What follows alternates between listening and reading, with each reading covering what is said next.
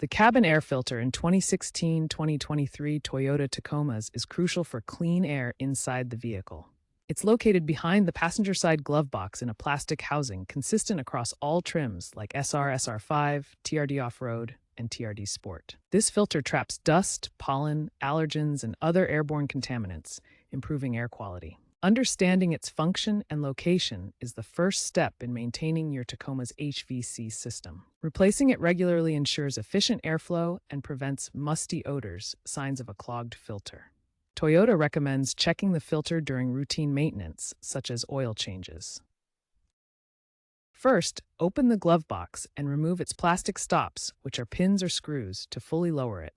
This reveals the filter housing cover. Next, access the filter housing cover, which is secured by 2-3 fasteners. Unscrew or unclip these to remove the cover. Remove the old filter, making sure to note its orientation. Arrows on the filter indicate the airflow direction. Insert the new filter, ensuring it aligns correctly with the airflow direction arrows pointing inward. Reassemble by securing the cover back in place, then reattach the glove box and its stops. Finally, test the AC and heater to confirm proper airflow.